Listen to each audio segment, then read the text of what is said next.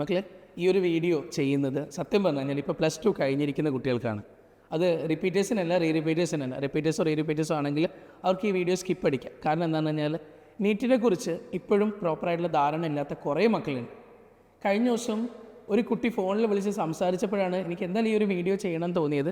അതുകൊണ്ട് മാത്രമാണ് ഇങ്ങനെ ഒരു വീഡിയോ ചെയ്യുന്നത്. കാരണം ഇപ്പോഴും പല മക്കൾക്കും അറിയില്ല നീറ്റ് എക്സാമിന് എത്ര ക്വസ്റ്റ്യൻസ് ഉണ്ട്, ഏതൊക്കെ സബ്ജക്റ്റിൽ നിന്ന് എത്ര ക്വസ്റ്റ്യൻസാണ്, എത്ര മാർക്കിലാണ്, അതുപോലും അറിയാത്ത ആളുകൾക്ക് വേണ്ടിയിട്ടാണ് ഈ ഒരു വീഡിയോ. നീറ്റ് എൻട്രൻസ് എക്സാം ഈ വർഷം 22,70,000 കുട്ടികൾ, 22,70,000 സ്റ്റുഡൻസ് ആണ് ഈ എക്സാം എഴുതാൻ പോകുന്നത്. കേരളത്തിൽ നിന്ന് മാത്രം 1.5 ലക്ഷത്തോളം കുട്ടികളാണ് ഈ എക്സാം എഴുതാൻ പോകുന്നത്.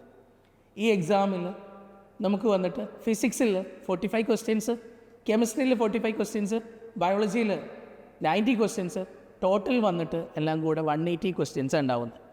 ഒരു ക്വസ്റ്റ്യൻ ശരിയായാൽ 4 മാർക്കാണ് കിട്ടുന്നത്. ഒരു ക്വസ്റ്റ്യൻ തെറ്റിപ്പോയാൽ -1 മാർക്ക്. അങ്ങനെ കൂട്ടിക്കഴിഞ്ഞാൽ ടോട്ടൽ 720 മാർക്കിലാണ് എക്സാം. ഈ 720 എത്ര കിട്ടിയാൽ നീറ്റ് കിട്ടുമെന്ന് ചോദിക്കുന്ന ആൾക്കാരുണ്ട്. നമുക്കിപ്പോൾ പറയാൻ പറ്റില്ല. എക്സാം കഴിഞ്ഞാലേ നമുക്ക് കുറേയൊക്കെ പറയാൻ പറ്റും. കാരണം എന്താണെന്നറിയോ, എക്സാമിൻ്റെ ഓരോ വർഷങ്ങളും എക്സാമിൻ്റെ ടഫ്നെസ്സും കാര്യങ്ങളൊക്കെ മാറിയാണ് വരുന്നത്. ഈ കഴിഞ്ഞ വർഷം 526 മാർക്ക് കിട്ടിയ കുട്ടിക്ക് ഗവൺമെൻറ് മെഡിക്കൽ കോളേജിൽ MBBS കിട്ടി. പക്ഷെ അതിൻ്റെ മുന്നിലത്തെ വർഷമില്ലേ 2024 652 മാർക്ക് വാങ്ങിച്ച കുട്ടിക്ക് മാത്രമേ അഡ്മിഷൻ കിട്ടിയുള്ളൂ. അങ്ങനെ ചോദിച്ചു കഴിഞ്ഞാൽ നല്ല ഡിഫറൻസ് ഇല്ലേടാ, ഒരു 120-125 മാർക്കിൻ്റെ വ്യത്യാസങ്ങളുണ്ട്.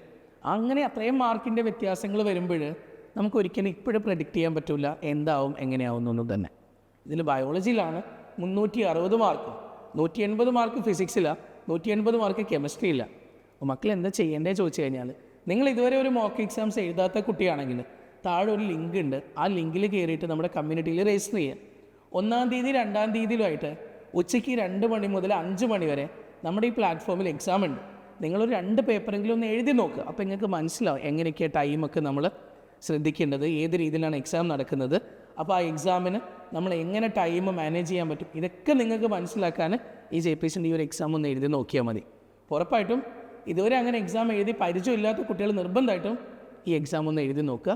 എഴുതി കഴിഞ്ഞാൽ തന്നെ നിങ്ങൾക്ക് ഐഡിയ മനസ്സിലാവും എത്രത്തോളം എങ്ങനെയാണ് എന്താണെന്നൊക്കെ.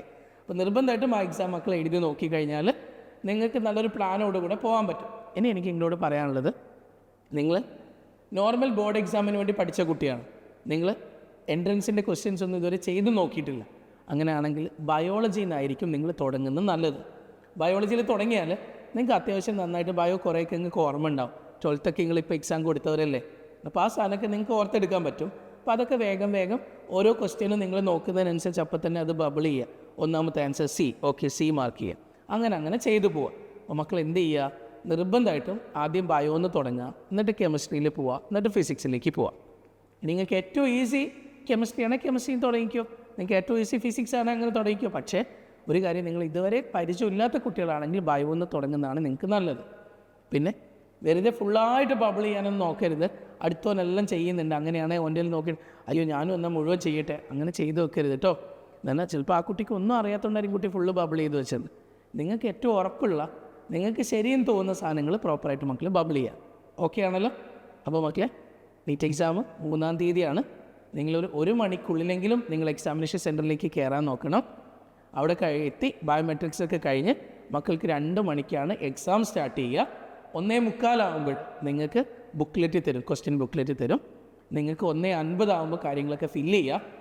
2 മണി മുതൽ മക്കൾക്ക് എക്സാം എഴുതി തുടങ്ങും. 5 മണി വരെ എക്സാം ഉണ്ടാവും. 5 മണിക്ക് നിങ്ങൾ പേപ്പർ കൊടുത്ത OMR കൊടുത്താൽ മതി. ഓക്കെയാണേ? ഒബ്ജക്റ്റീവ് മോഡിലാണ് എക്സാം. നിങ്ങൾ ഡിസ്ക്രിപ്റ്റീവ് എഴുതാനൊന്നുമല്ല, നിങ്ങൾ ഓരോ ക്വസ്റ്റ്യനും നിങ്ങൾ ബബിൾ ചെയ്താൽ മതി. ഓക്കെ, അപ്പോൾ ഇതൊന്നും അറിയാത്ത കുട്ടികൾ വേഗം കമ്മ്യൂണിറ്റിയിൽ ജോയിൻ ആയിക്കോ. ഞാൻ നിങ്ങൾക്ക് എന്ത് ചെയ്തു തരുന്നുണ്ട്, ക്വസ്റ്റ്യൻ പേപ്പറും തരാം, എങ്ങനെയാണ് OMR ഉള്ള OMR അയച്ചു തരാം.